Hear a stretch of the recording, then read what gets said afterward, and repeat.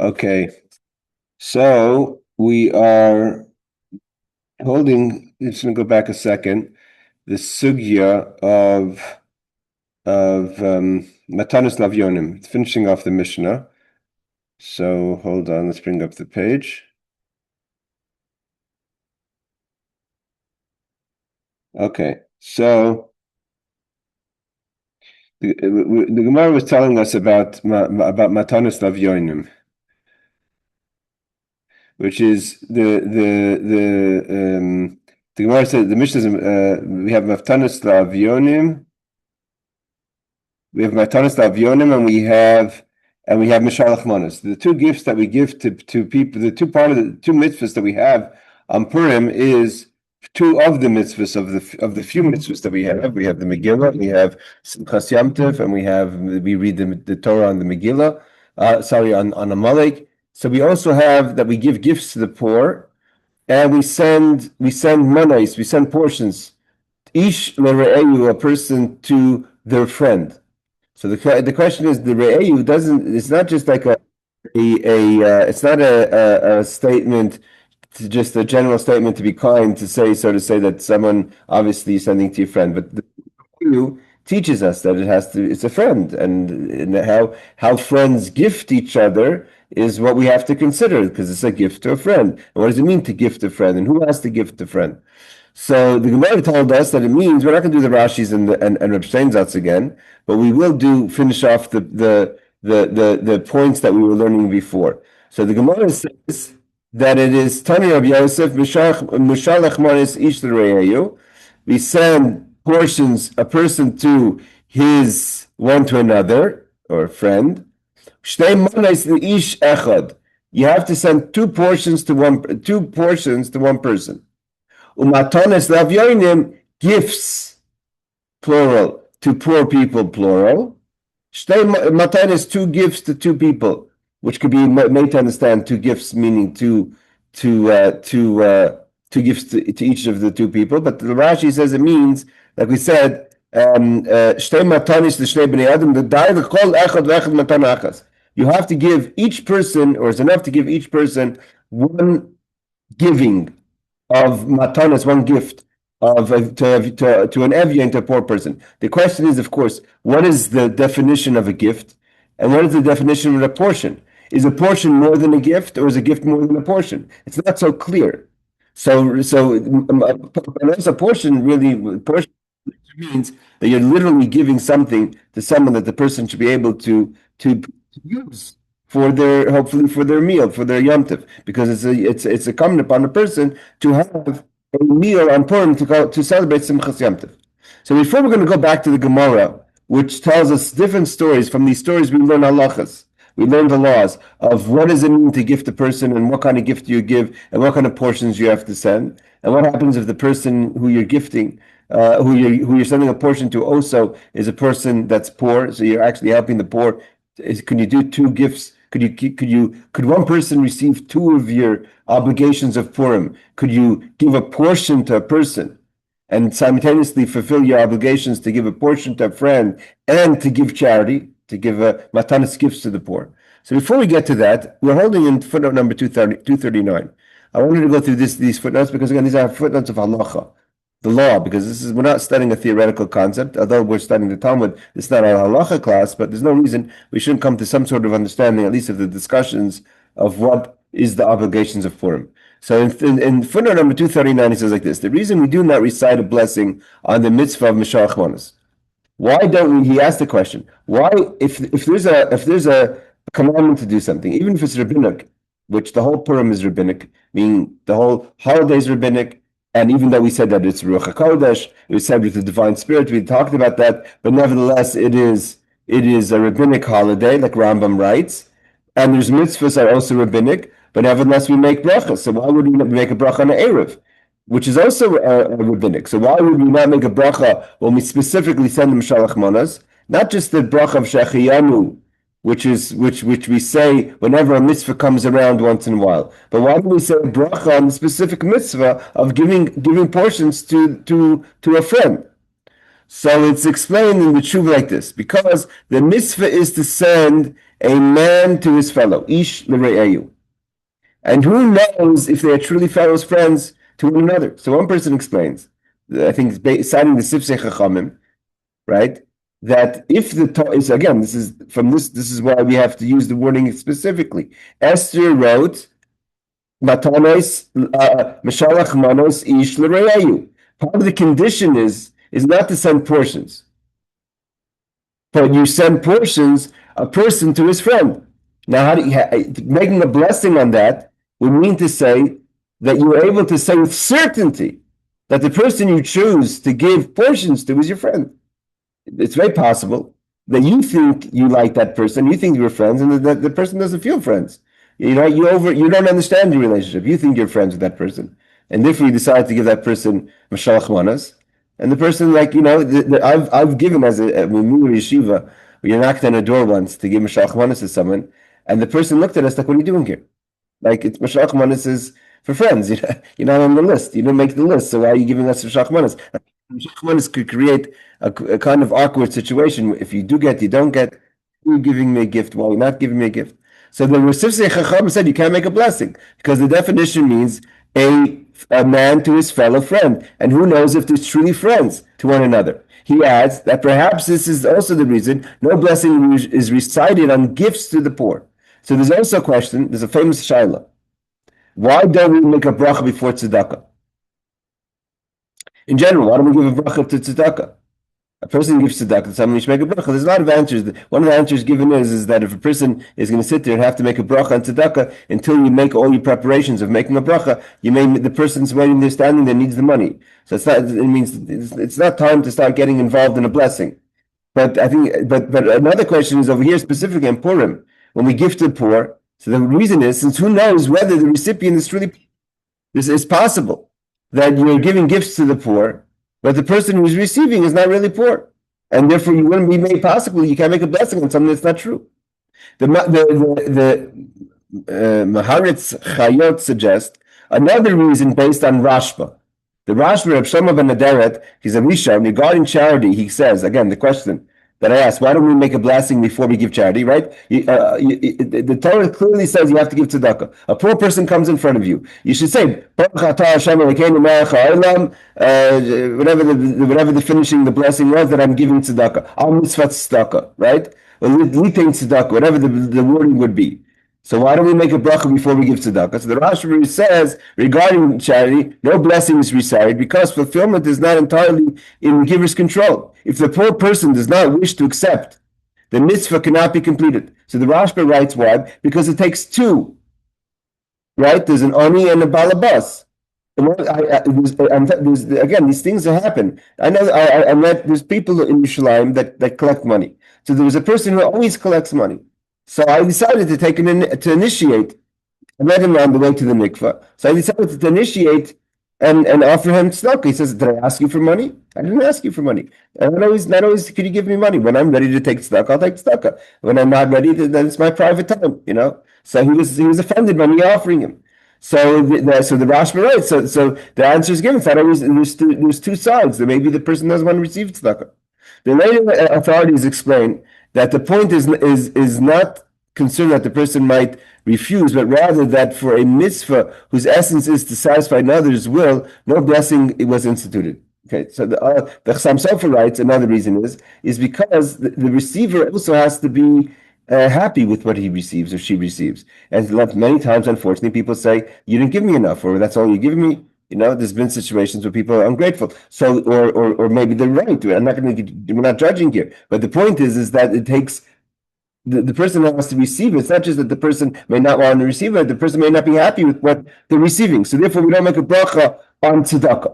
Accordingly, the same would apply here with Mishloach Manos, as also written by the Pri Megadim. So there's also the Pri Megadim writes another point that again, when you have Mishloach Manos, where the person has to receive, what happens if the person's not happy with what you bring? Let's say literally, right? You have what do they call potluck, right? Potluck meal, which is kind of what Mishloach Manos is really. If you get together and you have a meal, and someone comes and brings 2 cookies, then the other people that are joining the potluck will be a little offended. You didn't bring enough. You didn't bring your share. And there's actually halachas about this regarding shoshvinim when it comes to weddings. That when there once upon a time, and the Rambam talks about this in the laws. There once upon a time there was ideas that when people made a wedding, they expected the people that came at the wedding, close friends, would participate in the wedding. And you could actually take someone to court if you participated in their wedding and they didn't participate. You don't participate. They participate in your wedding, you don't participate back. You could demand and say you have to. You like if I give $100 towards your wedding, you have to give $100 towards my wedding. It's called shoshvinim, which means it's not just like a gift, a token gift. Where there's a kind of it's like Fiddler on the Roof. Everyone's bringing chickens to the wedding feast. So, however, there are rights that if one sends portions to his fellow and he does not wish to accept them, you bring Mishloach Manos to someone's door, and the person doesn't want to take it. He has nevertheless fulfilled his obligation. It doesn't say why the person doesn't want to accept it. Could be is either you're not my friend. I don't want you gifting me. You're not my friend. Not because what you gave isn't nice, but you're not my friend. Mishloach Manos means a person to the friend. You're not my friend. You shouldn't be gifting me. Or if the person says, I don't find this to be satisfactory, if you're gifting me, I would like to have something better. So then the Rabbah says it doesn't work like that. If you have to do your side, the person doesn't want to receive it. So he doesn't go according to what the Rashba. They want to use that the Rashba is saying that you don't know if the person's going to accept it or not. The Mishnah Brewer notes that the Pri Chodesh disagrees with the Chassam Sofer as question, and the Chassam Sofer questions this ruling. It means the Pri Chodesh and the Chassam Sofer disagree with Ramah. In response to the Chassam Sofer, it is explained that this depends on the reason for the mitzvah. According to the Matanos Alevi, the purpose is to increase peace and friendship. The reason why we give gifts portions to each other is to have unity and friendship. Contracting Haman's claim that the Jews are scattered and divided. One of the things that Haman said about the Jewish people are they're not friendly people. They're scattered and they're divided. They don't mingle. So we say, no, we do mingle. What are you talking about? We bring meals together. We eat together. So once one sends, he has demonstrated affection, and it does not matter if the recipient declines. Because I'm showing that I'm friendly. If the person doesn't want to accept my gifts, my portions, that's not my problem. But according to the Trumat Hadeshen, the purpose is to ensure there's ample food for Purim meal. Therefore, if the recipient refuses, one has not fulfilled the obligation. So if you're saying the idea is to show that we're friendly to each other, see, you can't say that I'm not friendly because you don't want to accept my gift. So then the Ramah is right. As long as the person gifts the next person, brings a portion, then you fulfill the mitzvah. Literally, I mean, if you're thinking about it on an extreme level, it can be very offensive. You can have a situation where someone thinks that they're friends with people, and whenever you knock on the door, people say, sorry, I don't want to take your Shalach Manos. So did you fulfill the mitzvah? If you just put outside someone's door, did you fulfill the mitzvah? So if the reason is to show that there's a unity, so then it's enough. The Ramah says it's enough. If the purpose is to the person's meal, so if you're adding to the person's meal, the Ramah, then the reason is if the person says you're not adding to my meal, you didn't give me enough. You can't bring one cookie to my meal. I don't call that participation. The Chatan Sofer, which I believe is the son of the grandson of Chassam Sofer, writes that no blessing was instituted because the mitzvah expresses the general mitzvah of loving one's fellow, which applies at all times. Because it's not really a mitzvah on its own, but it's part of the mitzvah of love your fellow Jew, which is we have to do Recha Kamocha. We don't make a mitzvah on it because you have to do it all the time. On Purim, it was given a fixed enactment due to the publicizing the miracle. So in order to publicize the miracle, we do more Avos Yisrael, but it's all under the umbrella of the law of Avos Yisrael. We have to love your fellow Jew, which is constant. But it's not appropriate to recite a blessing, says the Chatan Sofer. The response of Rugat Habab writes that based on the Magen Avraham, suggests a general rule: the sages instituted blessings only where the act itself clearly indicates it is being done for a mitzvah. Where the act does not inherently demonstrate this, no blessing was recited. When we know clearly that what's happening now is a mitzvah, which tzedakah is. So then we fall back on the Rashba's answer of why we don't make a bracha for tzedakah, because it's not in your control. Maybe the person doesn't want to accept it, or the person is not happy with it, with the tzedakah. But when it comes to gifts, then in theory there should be a mitzvah, there should be a blessing, but it's not a mitzvah. It's not clearly that it's a mitzvah. Why? Where Acts does not inherently demonstrate this, no blessings recited. Since spending portions and making a meal are actions done regularly on Shabbos and festivals, it's not only Purim that people eat in each other's houses. It's a normal thing in Yerushalayim. If you invite someone for a meal, a lot of the times they'll call up and say, "What can we bring?" We're bringing dessert. Bringing dessert is a form of Mishloach Manos, right? That's what the idea was. What we're getting at is according to some of the opinions, the idea is just pashut to sit together and do Purim together. So everyone does Purim together. That's something we do also in other times of the year. So it's not clear that this is a specific mitzvah for Purim. The act itself does not prove it is for the mitzvah, and therefore no blessings recited. So says the responsa. I think, who was it? The Magen Avram. Okay. In the Max's bracha, it is written, one must give at least 2 gifts to poor people. If giving money, one must give enough for the recipient to purchase food equal to 3 eggs volume. Means you have to give the amount of 3 beitza. And that's how much you have to give for gifts to the poor. It means you can't give 25 cents, because you can't buy anything with 25 cents. That's not fulfilling the mitzvah of Matanos Lavyonim.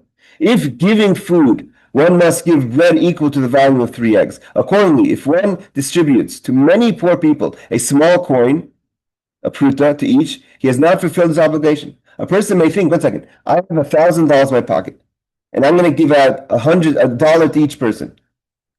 If $1 is not enough to buy 3 eggs, then you haven't fulfilled your obligation of giving gifts to anyone.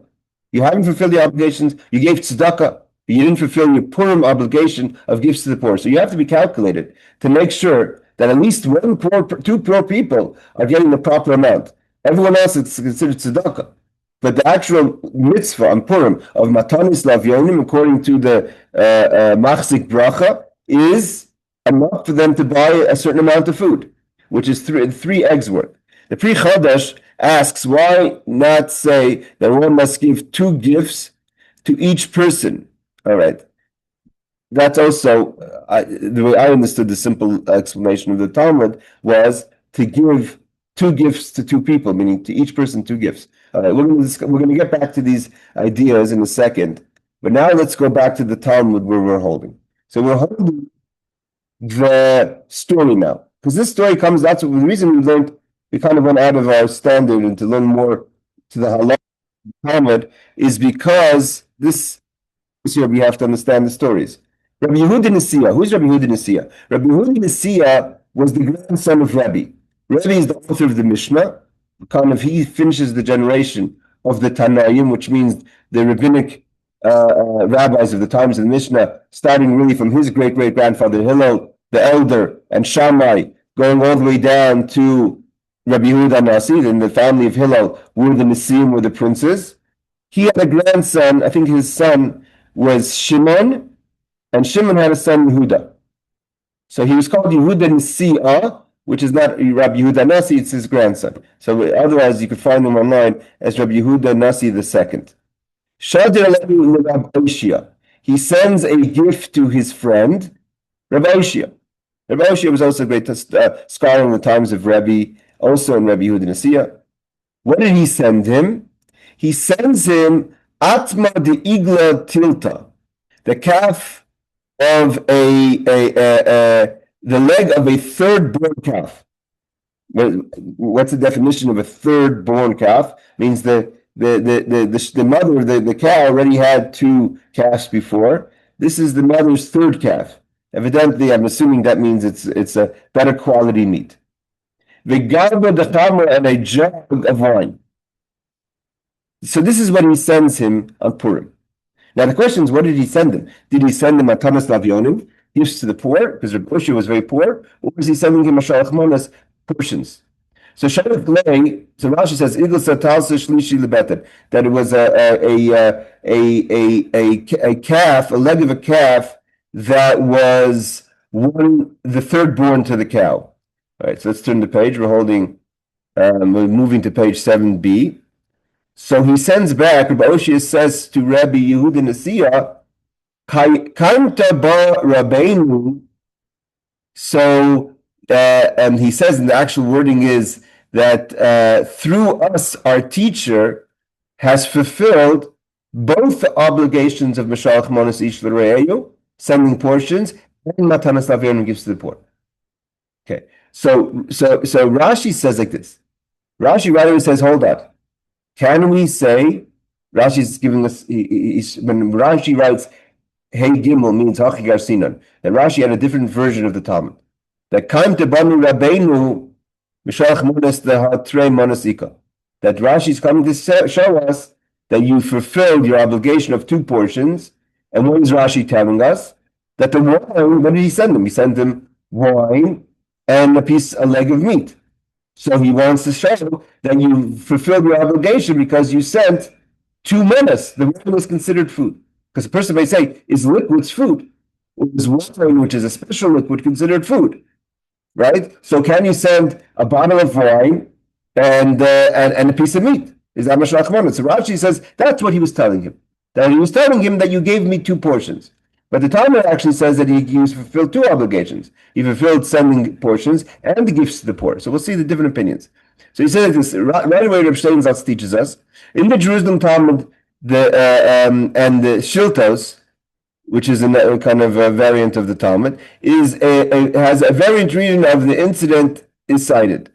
First, Rabbi Yehuda means the Jerusalem Talmud tells us the story has a little bit more than meets the eye. Why? The first Rabbi Yehuda Nasiya, Rabbi Yehuda II, sent a small gift. He sent a much smaller gift. What did he send them? A small piece of meat with a smaller portion of wine. And Rabbi Osha responded that he had fulfilled the mitzvah of gifts to the poor. So from here we see that gifts to the poor is less than 2 portions. Means there's a film that Rambam brings down in halacha when it comes to the law, that when someone has to analyze what you should spend your money and efforts on Purim, some people will spend it on Mishloach Manos, how much gifts you're going to give. Some people will focus on their meal or their Purim party. The Rambam says you should be focused on gifts to the poor. That should be your primary focus when it comes to Purim.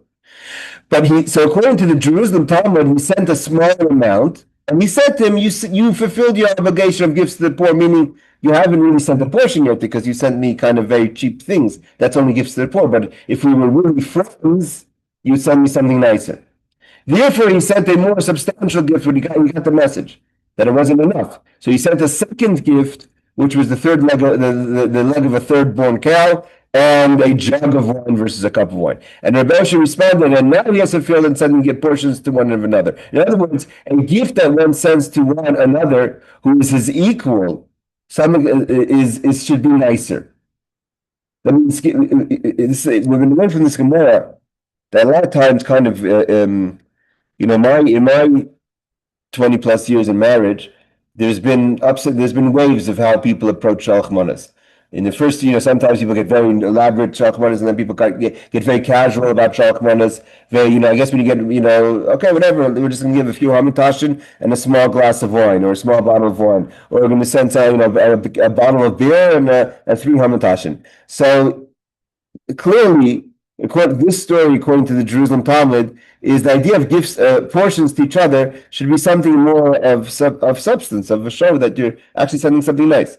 So he said until he sent him the jug of wine and the leg of the third-born cow, he was saying like you gave gifts to the poor, but that's not something you sent a friend. Okay, and in other words, some explain, according to Rashi's reading, that this incident comes to teach us that one can fulfill both mitzvahs by giving to one person. I'm not sure where he gets this from. Rabbi Steinsaltz gets this from Rashi, because Rashi actually seems to show us the opposite. The Rashi is not including the idea of gifts to the poor. He's just talking about Mishloach Manos. But according to the literal Talmud, the fact that he gave both Rabbi Oshia both gifts to the poor and Mishloach Manos means you could give the same person both things. The question only is, according to the Jerusalem Talmud, he gave him 2 times. First time he gave him a smaller gift, and he said, okay, now you gave me, that was gifts to the poor. If you want to be my friend, then you have to give something else. So then he gave a second giving, which was the third leg of a third born cow and a jug of wine. So he gave 2 givings. The question is if you could give 1 giving, and that would be fulfilling the laws of portions to a friend and gifts to the poor. Turi Evan, others learn from here that wine and not only food is also considered a portion. Okay, so we can learn 3 things. One is that gifts to the poor is less than seemingly less than portions to a friend. Second point is that you could give possibly to one person both. And the third thing is that wine, I'm not going to say liquids, but wine is considered kosher, good for Mishloach Manos. Beer would be another question. Beer is not as important, of course, as wine. Okay, just a few more commentaries over here. It says there's a question. Those days you would give, like fit on the roof. I gave 3 chickens. So what happens if you give someone a chicken without, either before slaughtering, after slaughtering, or a chicken ready to be slaughtered? And that's your gift. That's portions. That's your gift. That's portions. That's your portion to a friend. Now the friend goes and either he himself or he hires a shochet, a slaughterer, and he slaughters it, and he finds out the chicken wasn't kosher. It's just not all chickens are kosher. Do you fulfill your obligation of giving a portion to a person? If the person finds out, that means when you gave it, you had no way of knowing. If you buy non-kosher food from a supermarket, would be something different because you should have known better, know the laws of checking what's kosher. But you buy a chicken, you don't know if the chicken's kosher or not. No one knows until you slaughter it. You have to check if it has a treifa. If it's a treifa, at the end of the day, the person can't eat it. Did you fulfill your obligation of giving a portion to another person if the person can't eat it? So they want to prove from our Gemara that if you think it's kosher and you only find out later that it's not kosher for halachic reasons, then you still fulfill your obligation because the fact that Rabbi Yehuda Nasiya sent I don't know exactly, I'm not gathering exactly the proof because a leg of a lamb, it's obviously after slaughtering and hopefully after they check the animal being kosher. It's not a proof if you give a chicken that the chicken doesn't, and we're assuming he gave him a raw leg of a lamb that still had to be cooked. Okay, so that's another question. If you could give uncooked food as portions, okay. The question over here is not everyone. Rabbi Steinsaltz kind of laid out this story of Rabbi Yehuda Nasiya and Rabbi Oishia. Kind of a few things. Number one is going backwards. Wine is okay. Number 2 is you could give one person both gifts. If you learn that our Gemara is talking about that he said you did both mitzvahs, and number 3 is that you could give that Mishloach Manos is larger than Matanos Lavyonim. Now we learned before the opinion that Matanos Lavyonim has to be 3 eggs, but Mishloach Manos we're going to see a person is okay to be offended if you don't gift enough. Again, this happens all the time. This has to be. It's not something. It's still in 3,000 years we haven't really figured this out. Of Mishloach Manos, we're still figuring it out. People get offended, or people get offended if they do get. They don't get what they get, how much they got. Well, I gave you such a beautiful one. Look what you gave me back. There's so that's not new. That was going on in the times of the Talmud, and we were still having. Rabbi Oishia sent him a message according to the Jerusalem Talmud. I just wanted to let you know that if you think you fulfilled your obligation of portions to a friend, you gave me a lousy piece of meat and a cup of wine. That's gifts to the poor. And basically also he was saying, if Rabbi Oishia was poor, he was also offended. It's the question is also how do you gift to the recipient? If the recipient's poor, the recipient is offended by getting a small gift, thinking that I would be happy with just a small portion because anything is good. Where if I was giving a gift to my rich friend, I couldn't get away with just giving a simple gift, so I'm going to have to give a nicer gift. Rabbi Oishia was calling foul on that. He says it doesn't work like that. Even if I'm your friend, even if I'm a poor person, So then if you're giving me a poor person's gift, then you're giving me the next guy, because Rabbi Yehuda Nasiya was a rich person. He was the Nasi, right? He was the head of the Jewish people. He was a prince by definition. He was a very wealthy person. So Rabbi Ashi was offended by his initial gift, which was small. Okay, I just want to bring on a few more halachos. It says that not everyone agrees, by the way, with how we work it. If it's we'll have to read all the details. Maybe we'll get back to it if we finish enough. We'll go back to this piece. But according to some opinions, actually, Mishloach Manos, Matanos should be more than Mishloach Manos, and how we viewed rich versus poor is also a question. Let's get back to this if we have time later. Okay, now we have another case. Rabbah is later. Rabbah is a few generations later. He doesn't live. The story of Rabbi Yehuda Nasiya and Rabbi Oishia happens in Eretz Yisrael, in Tveria, in Sipori. So that's in the north. Rabbah lives in Babylonia. Him and Rabbi Yosef are the great, I think, the third generation of Talmudic scholars, so it's later. And Rabbah is also becomes head of the yeshiva. So he becomes the head of the yeshiva, Pumbedisa. So he gets elevated to the Rosh Yeshiva. So Rabbah Shabbalei Limori Bar Mar, a person called Mori Bar Mar. I'm not sure if that's his whole name or if it's Mori Bar Mar Bar Rav Huna or what have you. So he sends a gift on Purim, a Mishloach Manos, a portion to Mori Bar Mar.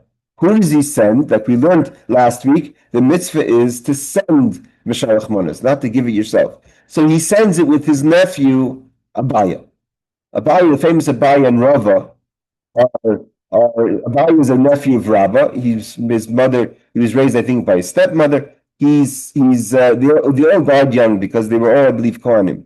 So they died young. I think Oshia also, by the way, was also a Kohen. So they all died young because they were descendants of Eli the high priest, and there was a curse on the house of Eli that they wouldn't live long. So Abaya and Rabbah are students of Rabbah. So Rabbah sends his nephew Abaya to deliver a Shalach Manos.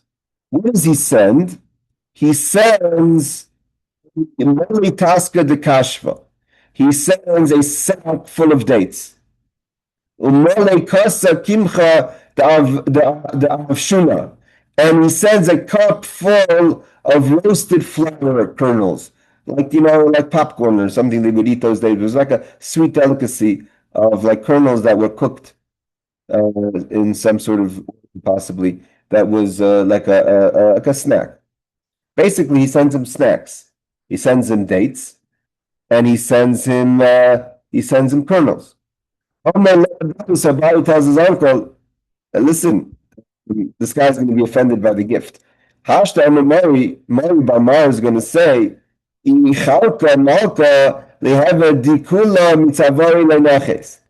that he's going to say he was basically, Rabbah was a poor person, and Rabbah became the head of the Pumbedisa, head of the yeshiva. Once he becomes head of the yeshiva, he's not the person he once was. Now he's head of the yeshiva. He has to view himself as the head of the yeshiva. Pumbedisa wasn't just the yeshiva. There was two main yeshivas that were in Bavel. Pumbedisa was a high position. That was like the head of that means you were basically the spiritual head of Bavel. So he says that Mary is going to say, that if a farmer becomes the king, the basket does not descend from his neck. You're still giving me a farmer's gift. Now you're the king. You're supposed to give a king's gift. What are you sending me? What are you sending such a cheap gift for? Basically, why? It's not. You have to. If you upgrade in life, got to upgrade how you live and how you send things. So these are all lessons, right? So that Taska de Kashva Sakmar Itmar. He sends a bag full of dates. The Avshuna, Rashi says that he took kernels.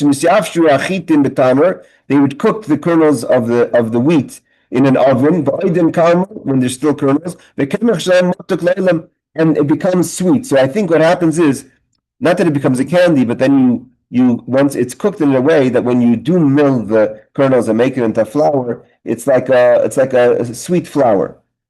So Abba says to Rabbah, Hashta Amimar Achshav Yemer Mori Alecha. Mori Bamar is going to say about you You're still giving a cheap person's gift. Therefore, if a farmer becomes a king, he never takes his basket away from his neck. This basket that you had when you were still a villager, you're a poor person. And you're using the basket to feed your animals. You didn't take it off your head. You're a king. King has to dress like a king. Stop walking around with your animals basket. You became a king. You're the head of the yeshiva. And you're just sending a common gift. So we see from this story again that it's not so simple.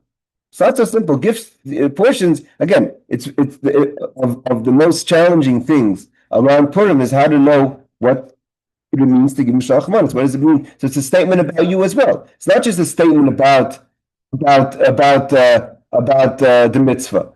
If you're a person of means, or a person that has a position, it's not an honor to your position to belittle the mitzvah and send Mar Bar Mar a snack. You now the Rosh Hashiva, send them something of substance. So Rav Steinzat says that see the Re'ei Dunim, which elaborates and explains in detail that this story is not merely a series of light-hearted comments, but also teaches several practical halachas concerning sending portions to Purim. See, that he says over here that by sending, first of all, Mari Bar Mar was a wealthy person, evidently, and Rabbah now was a wealthy person. Mishloach Manos Davyonim means sending portions, person to his friend means, how do you view me? Also, by the way, before the story, according to the whole discussion that we'll get back to about what do you give larger, gifts to the poor or Mishloach Manos, is a question of, does a person, we talked about this last week, should a person wait to be gifted by, sometimes we overestimate our relationships with people, like we said before. So let's say the rabbi of the shul. Do you wait for the rabbi to send you? Should rabbi send you first, or do you send the rabbi first? From the story of Rabbi Nasiya and Rabbi Aishia, Rabbi Yehuda Nasiya was the Nasi. And Rabbi Aishia was, even though he was a great scholar, was maybe the student. So maybe Rabbi Aishia waited for Rabbi Yehuda Nasiya to send, because you shouldn't assume that the Nasi is your friend. You shouldn't assume that the rabbi is your friend. If the rabbi sends you, then you return. And other people learn the opposite, that Rabbi Aishia was greater than Rabbi Yehuda Nasiya, and therefore Rabbi Yehuda Nasiya sent him first. All right, but in this case, Rabbi sends to Rabbi Mar Bar Mar, and Rabbi, as the nephew and the messenger, doesn't feel comfortable. Okay, so what did he bring in that from the Latin? It's okay. These are just explaining the foods he gave him. That according to Rashi and others commentators, the term refers to dry roasted grain. The Gaonim disagree and explain that it is referring to moist grain or barley. Okay, different types of grain-based granolas or something. Okay. So what happens?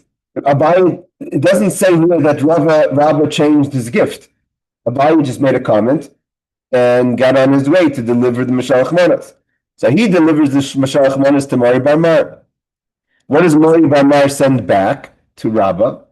So he sends him back a sack full of ginger, and he sends him a cup full of long peppers.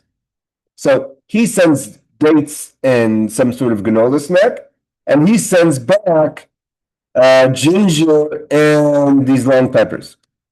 Abaye, so now Abaye is again, he's the messenger. He has something to say about every time he gets a job, he has a comment. So Abaye answers back not to Mari Bar Mar. Hashta Mar, now my master, my uncle Rabbah is going to say, I sent him a sweet gift, and he sends him back peppers that are sharp and ginger is sharp. So we see that again there was these hidden messages in the foods. The foods were all the word, actually, some people say the word mari is from the word mar, bitter. So, and Rabbah, so it could be that he was kind of indicating that I'm a bitter person, because he sent back peppers or zingvel. Either way, we see that the gifts were more than just the gifts. So the lesson obviously from this is to be careful and not offensive and kind of considerate, and have to have a kind of a bigger picture of how we approach Purim going forward as far as gifting our friends and as far as gifting the poor. And also maybe Bishrosulin, maybe it's not exactly a great idea to be too sensitive either. But either way, so Abai sends back that Rabbah is going to be offended by his gift. Rashi says, Chulya Matika, I sent something sweet, and Rabbah sent you sweet, and you sent back sandkirt from the sandkirt, so long peppers.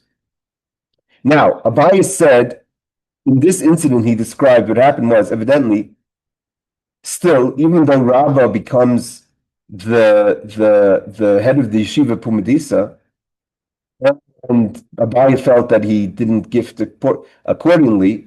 There's people today that Baruch Hashem blessed a lot of people to become wealthy fast.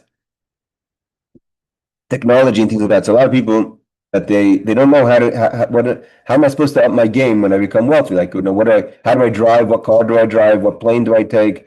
What do I fly? First class, business class, private jet? Am I allowed to just go to anywhere? Do I show up in what kind of car do I take? When do I start getting a driver? When do I shop in these stores? When do I start offering different foods? Like, how do I know to up my social game?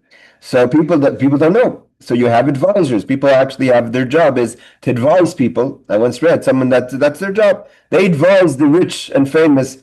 What does it mean to be rich and famous? How am I supposed to be rich? How do I live as a rich person? I don't know. How much do I tip now? What am I supposed to do? What's a normal gift to someone now? So Rabbi was basically telling Rabbah that you haven't learned, you haven't adjusted your social situation because your social situation changed. You haven't adjusted your gifts. Now Abai is still, nevertheless, Rabbi evidently was still very poor because Abai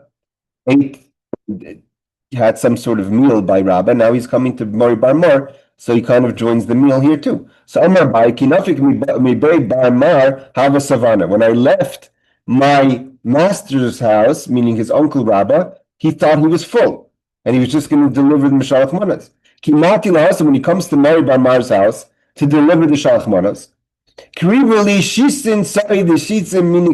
evidently, Mori Bar Mar was a very wealthy person. So he served him 60 plates of 60 kinds of cooked dishes.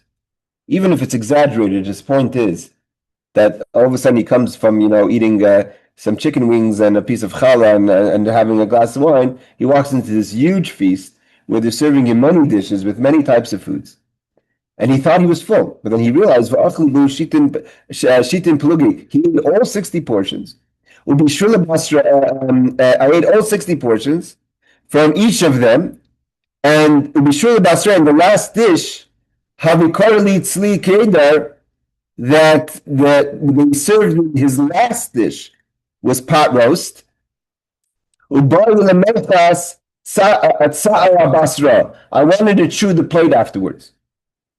Okay, what we learn about in the Talmud that people are maybe not accustomed to is that the Talmud is very real and very true. A lot of times, some people maybe uncomfortable to talk about subjects. The Talmud, there's no subject the Talmud won't discuss, and there's no emotion or feeling that's petty for the Talmud to talk about. And here we have a Abai he was orphaned, if I'm not mistaken, because Amali Imi, I believe he had a stepmother. So he's raised by his uncle Abai, Rabbah. He thinks he's like that poor kid who thinks he's full, and then he goes to the rich person's house. He realizes he's starving, and he eats all 60 portions. And he's so hungry, he says that even after the pot roast, he wants to eat the plate. Now, what does this mean? That's like the statement. So there's a lot to read into the statement. One of the statements is that we learn that sometimes a person doesn't even realize when they're poor that they're really hungry. The poor don't even realize that they're hungry. Only when they start eating. Another thing is that it's the whole discussion was not about food, but it's about Torah. That he thought he was satisfied with Torah by his uncle Rabbah, and then he went to Mori Bar Mar's table and he started to hear, really great ideas, and he realized that he didn't, there's so much more to learn.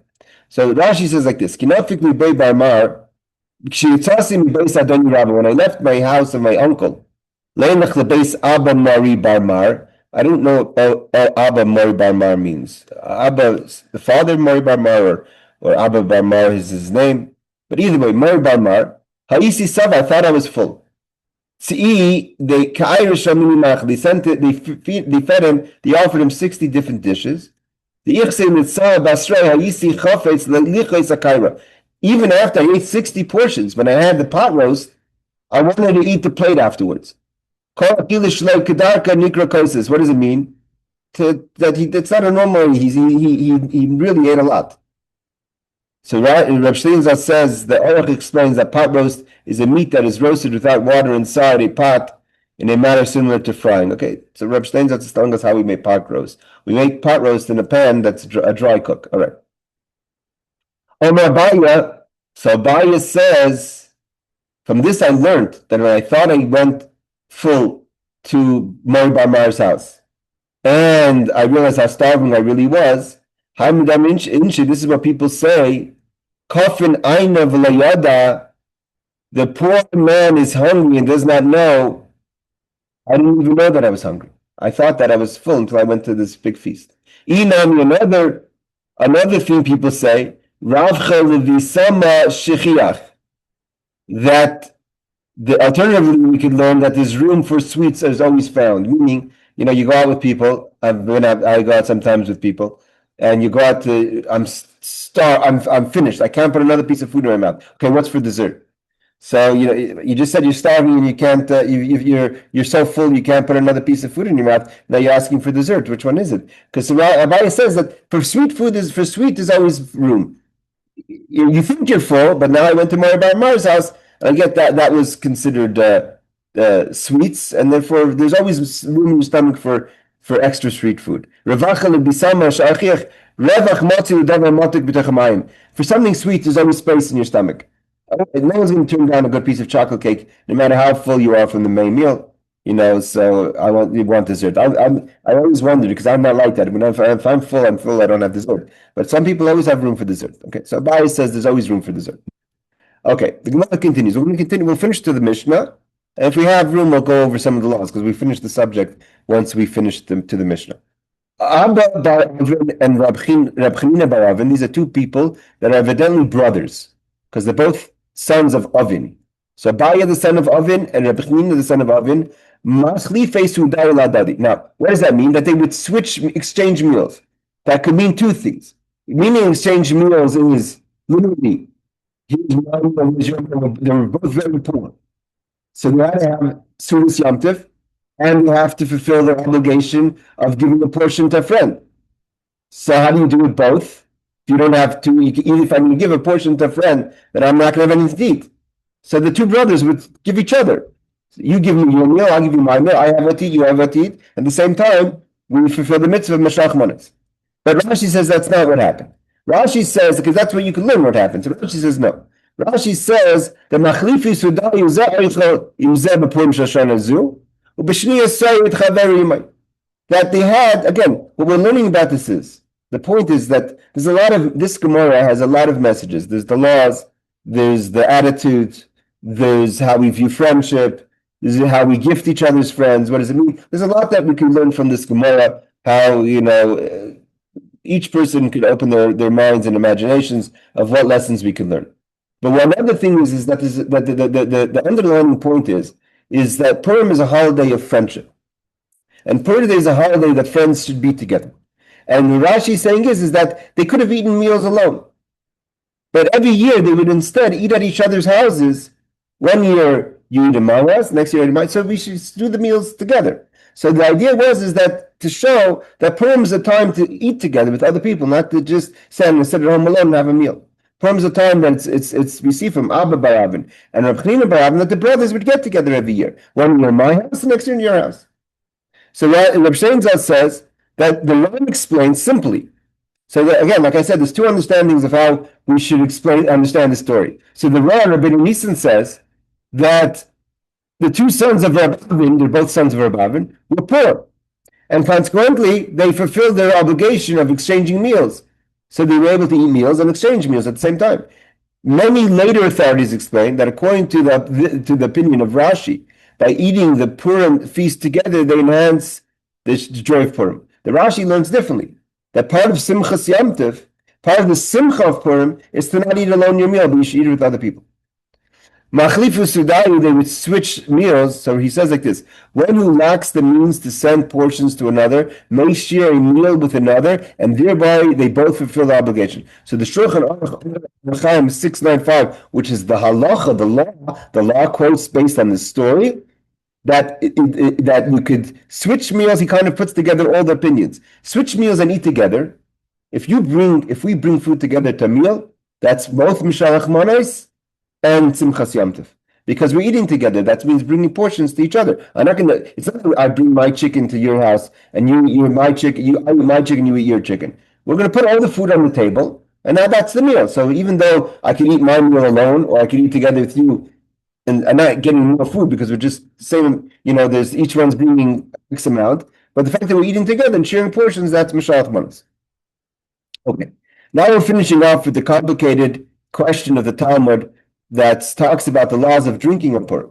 We all know that the laws of drinking on Purim is obligatory. The question is what that means. Rabbah says, again, Rabbah is the colleague of Abaya, who were the students of Rabbah. We're going to go back to Rabbah in a second, their teacher. A person must become intoxicated on Purim to the extent that you do not know the difference between Or Haman and Baruch Mordechai. You do not know the difference between cursing Haman, which should be obvious to you, and blessing Mordechai, which means that you totally don't know what's going on. That's how drunk you have to become on Purim. So Rashi says, what's Rashi say? Rashi teaches us, you have to drink enough wine until you don't know the difference between blessing Mordechai and cursing Haman. We're going to learn a story about this. I'm going to learn a little bit of the law about this. Tosfos writes, so in Jerusalem it says, you don't know the difference between Arura Zeresh and Brucha Esther. Arurim Kol Yerushalayim, Bruchim Kol Yehudim. The Tosfos is saying, the question is, what's Tosfos really adding? Tosfos says, it's not just that you don't know the difference between blessing Mordechai and cursing Haman. You also don't know the difference between cursing Zeresh. Zeresh was the wife of Haman, and blessing Esther, Queen Esther. And you don't know the difference between blessing all the wicked people, blessing all the good people, the Jewish people, and cursing all the wicked people. But obviously, there's that, and his Tosfos was adding a level of drunkenness. If I just am confused between Haman and Mordechai, but I'm clear between Zeresh and Esther, is that another level of drunkenness? Or Arum Kol Hashem, Bruchim Kol Yehudim? Obviously, Tosfos is telling us something a little deeper than that. What it is, we have to each one analyze on our own. Okay. So the Rabbi that's now going to give us a little insight to the law. There are many different explanations to this halacha. I mean, how intoxicated you have to get. The Rabbah says you have to get intoxicated till you don't know the difference between cursing Haman and blessing Mordechai. The Rabbah, Maimonides, explains that one must drink until he falls asleep. Then you drink until you fall asleep. Because of sleep, you're not going to know the difference between Mordechai and Haman from wine, and will then be unable to differentiate between Haman and Mordechai. Okay, if you fall asleep, then you don't know. Tosfos, based on the Jerusalem Talmud, explains that after reading the Megillah, it was customary to recite several passages related to the characters mentioned in it: Zeresh, Esther, Mordechai, Haman. And some say that the entire poem was read. So says the Rishash. A person will be unable to recite these texts correctly if he's intoxicated, or will confuse male and female, singular and plural formulations. Meaning, what Tosfos was adding is our question. What Tosfos is adding is that you're not reading it properly, and you're not knowing how to say the plural versus the singular, the woman versus the man versus the woman. Kind of, you're confused. The Matanos explains that one will be unable to distinguish between cursed is Haman and blessed is Mordechai when he hears it. There are several other explanations for this obligation. One is that one becomes numerological value. One is that because the number value is equal, they're both 200 and 402, I think it was 402 or 502. The number value is 500 of 2, I think. So exactly, Baruch Mordechai and Or Haman is the same number value. One is cursed Haman and blessed Mordechai, and one is required to drink until you can no longer make that calculation. Okay, you can never come up. You're too drunk to be able to calculate the Hebrew numbers that make up blessed Haman and blessed Mordechai and cursed Haman. Others explain that this is an allusion to the fact that one should drink until he's unable to distinguish even between the diametric opposites. It means Haman and Mordechai, total opposites. Yet another opinion is that one should drink until he forgets his troubles and the hatred that exists between people, so that it is so as if the rancor and struggles between Haman and Mordechai are forgotten as well. Okay, so different opinions of how drunk you have to get. Does it mean to fall asleep? Does it mean not to be able to distinguish between Haman and Mordechai, or figure out the number value, or to know your hate for people? You stop hating people, you're a little relaxed. Now he's going to quote the halacha. The Mishnah Brewery says, one is obligated to become taxer at Purim until he's unable to distinguish between cursed Haman and blessed Mordechai. In accordance with the opinion of Rabbah, some maintain that in the wake of the incident involved Rabbah and Rabbi Zeira, which we're going to learn about in a second, the halacha is no longer in accordance with Rabbah's opinion, and one drinks only a bit more than he's accustomed to drink. So says the Taz, citing the Beis Yosef and Rabbeinu Ephraim. So we're going to learn a story in a second that happened. People drink too much.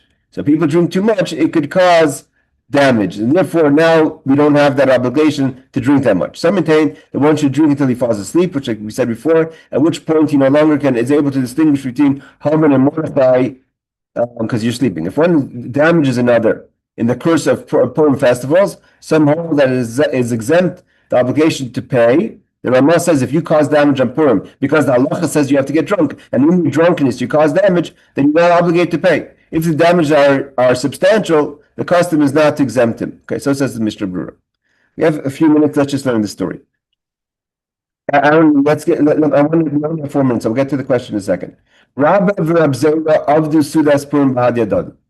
Rabbah and Rabbi Zeira did a Purim Seudah together. So Rabbah, this is the version that we have here. Rabbah, not Rabbah. So Rabbah, the uncle of Abaya, the teacher of Rabbah, and Rabbi Zeira made a Purim meal together.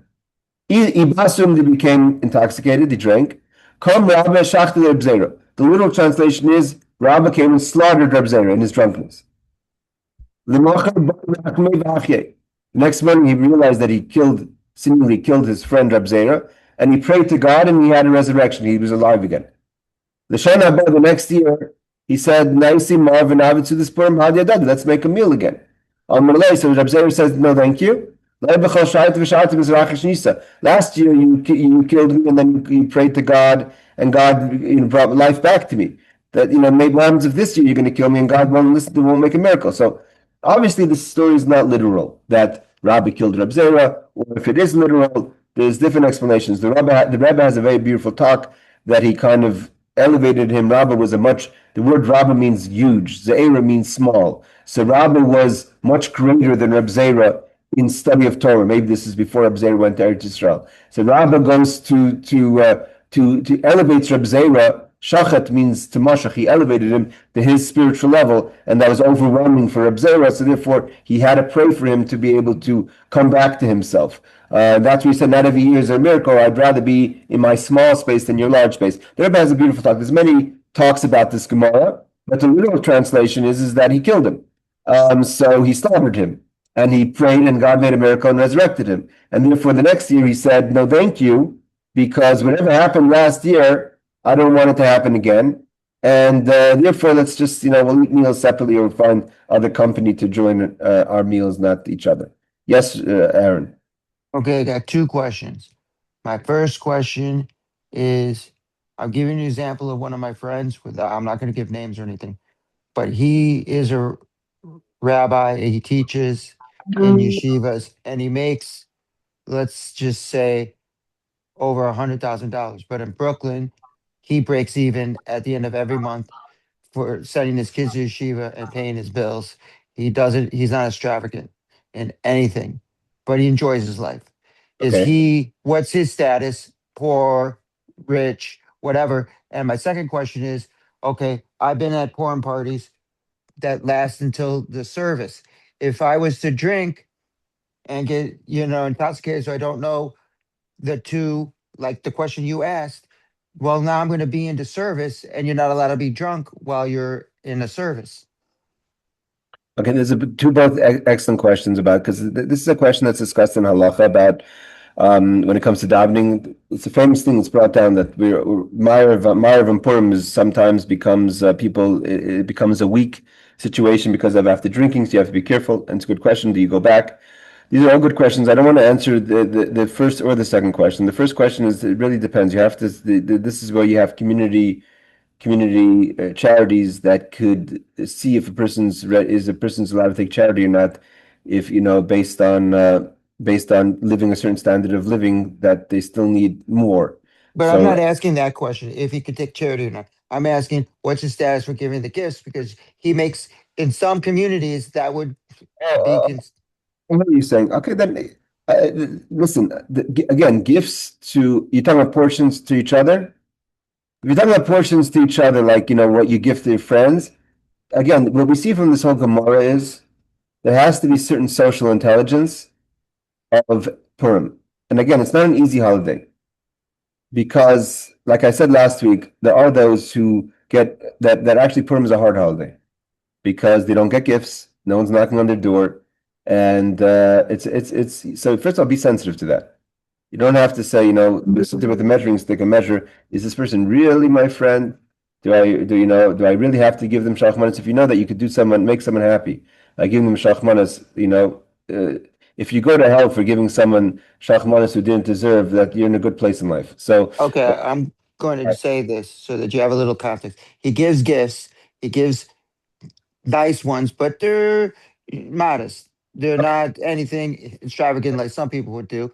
And I give him gifts. We're good friends. So he does what he can. But I'm just asking because, someone would say in the Jewish world, you try to bring up as many kids as you can, be fruitful and multiply. And that takes a toll on your expenses, especially if you send to yeshivas.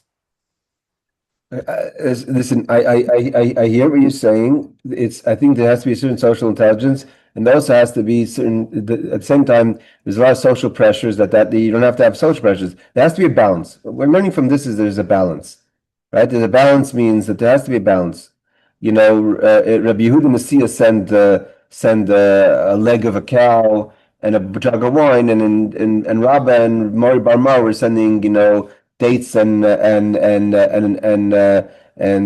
dates and ginger. So in the meantime, Mori Barma was serving a meal of 60 meals, and then he sends. The Gemara tells us that Rabbah was sending a cheap gift. I don't know how much ginger cost in those days. I can't imagine ginger was gold, and long peppers were gold. So he has 60 dishes, but he's sending back ginger and peppers. There's a certain social intelligence we have to have, and also there has to be a limit on social pressures when it comes to Purim as well. You don't have to do something because of social pressure. So you have to find your happy space where you're comfortable with what you're doing, and at the same time also be very sensitive to others. Especially, I think the real mitzvah from Purim would be to include people and not to exclude people, and to make people feel better about themselves and not worse. I just want to read this one last note before we finish, and then we have to stop. Well, what about the drinking and the praying? I don't want to answer that right now because it's a little bit more complicated.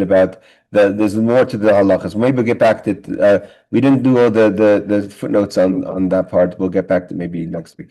But let's just finish this case over here. Both early and later commentators wonder about this incident. Some explain that slaughter shchita in this case would read squeezed. In his joy, Rabbah embraced Reb Zeira, not that he took out a knife and killed him. So powerful that he fainted. And then he davened and he got better. The Mashal explains that Rabbah forced Reb Zeira to drink excessively until he became weak and fainted. So either he made him drink too much or he hugged him too hard. The Rebbe tells it that he brought him in a level of Kedusha very high. But whatever it was an overwhelming experience for Reb Zeira that he survived and would rather not do it again next year. All right, everyone. Laila Tov, thank you so much for joining. Thank you, Rabbi.